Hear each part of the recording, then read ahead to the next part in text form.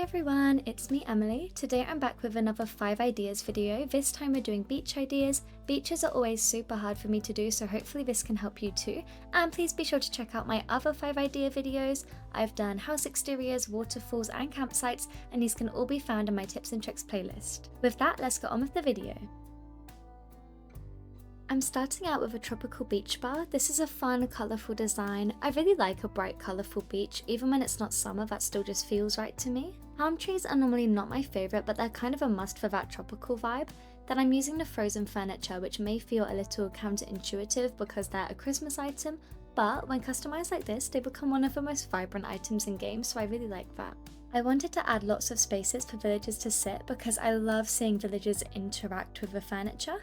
Something else that I tried to be really conscious of throughout all of these builds is that I love to fish, and so I tried not to make any designs that would make it difficult to walk across your beach. It's definitely frustrating if you're trying to fish and have to pick up furniture to reach the seafront, so I just tried to be mindful of that. Now I'm starting to add some pathing. You're not going to be able to use the Island Designer app on your beach, however I know not everyone has Nintendo Online, so I would recommend drawing some very simple flower designs or stars in bright colours. These don't have to be anything special and they can help add a pop of colour to your sand.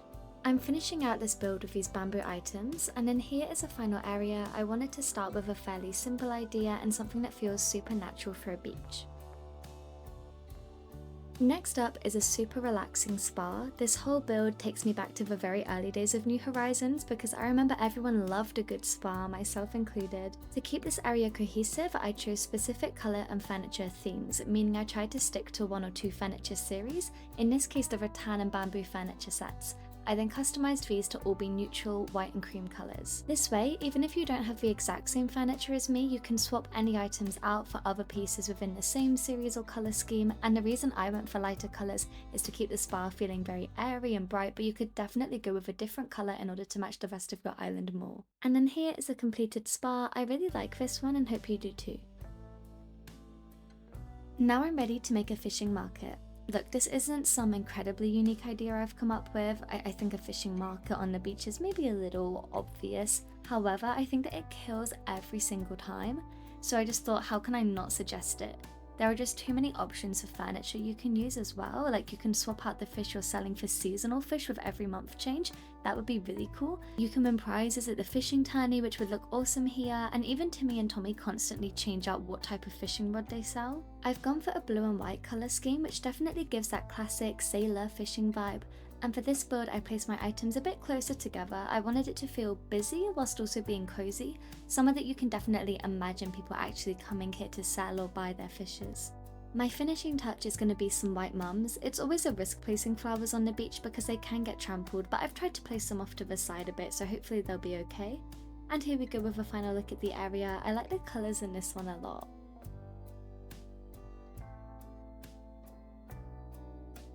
Okay, now with this next design we are actually getting a bit more creative, if I may say so myself. I recently went to a rooftop cinema and it was so beautiful and fun, so I wanted to recreate that outdoor cinema vibe.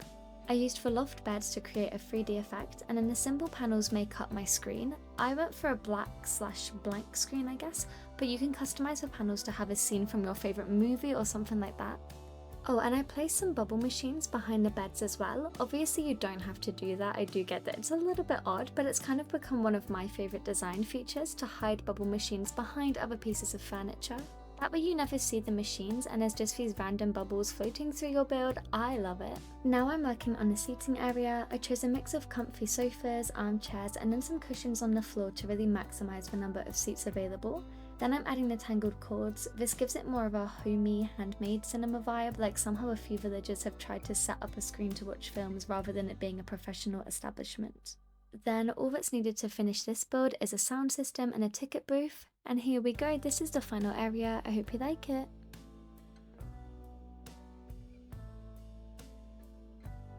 And for the last idea of today's video, I'll be making a campfire. This also ended up being my favourite idea out of the 5, just because it is super cozy and inviting.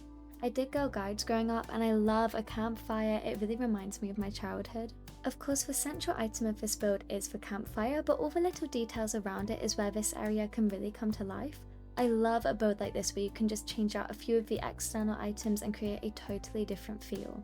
I wanted to stick to a very natural look, so I'm choosing a lot of brown and neutral colours, and also this really reminds me of that intro sequence you get to play when you first start the game, like where Tom Nook and your villagers start to set up the island and you choose the name and meet everyone for the first time. It's all very nostalgic. I know quite a few people like to keep their campsite on the beach, and so this would definitely be a very complimentary build to go with that. I'm going to fill the more awkward blank spaces with some weeds and flowers, just continuing to add to that naturey feel I'm trying to create. And this is another example of ways you can change up the build to suit your island or preferences more. All you'd need to do is pick a different colour for your flowers and maybe the lantern, and then even if you keep everything else the same, you'll have a more personal build.